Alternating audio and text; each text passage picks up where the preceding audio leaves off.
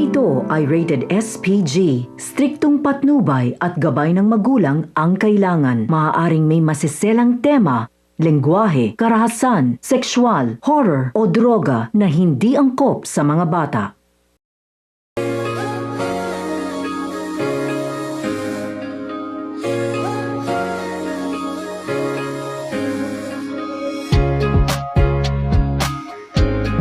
Hi! Good morning sa inyo mga kauhay. So mayroon akong video na napapanood sa social media mga kauhay. So ngayon, may itatanong ako. Ano nga ba ang kakaiba noong kabataan sa ngayon? So ngayon, panoorin natin. Let's go! A few moments later. Bakit mas maraming nagsasabi na mas masaya yung childhood ng mga batang 90s kaysa sa ngayon? Bakit mas maraming nagsasabi na yung mga batang 90s mas swerte sila kasi mas masaya yung mga naging childhood experiences nila? Simple lang. Mga batang 90s, pakinggan nyo to. Lapit ka konti. Nung panahon natin, hindi pa uso cellphone. Hindi pa uso yung puro Mobile Legends, lalaro ka sa cellphone, manonood ka sa cellphone. Lahat ng laro natin nung bata tayo, puro physical. Naalala mo pa ba yung lalabas ka sa hapon para lang makipaglaro sa mga kaibigan mo? Yung tipong nababadtrip ka na kasi nabuburot ka na sa laro, pero tuloy ka pa rin kasi masaya ka makipaglaro sa kanila. Yung tipong lalabas ka ng alas 3 ng hapon hanggang alas 6, hindi ka na pwedeng magpagabi kasi mapapalo ka. Pero yung maiksing oras na yun para makapaglaro ka, pakiramdam mo ang haba-haba na. Naalala mo pa ba? Pag galing mo sa eskwela, madaling-madali ka kasi may papanoorin ka pa. Oo, kasi yung mga palabas sa TV noon, puro pambata pa.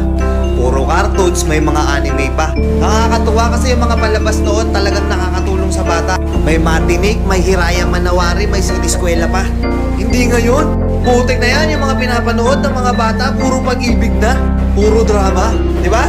Baba pang umaga ka man o panghapon ka man sa klase, makakapanood ka. Naalala mo pa ba? Yung nagtutulog-tulugan ka sa hapon sa mama mo para lang makaiwas ka sa palo niya. O teka, naririnig mo ba yun? Oo, paulan na. Gigising ka ng madaling araw, nag-aabang ka ng balita, gantong umuulan na, sana walang pasok.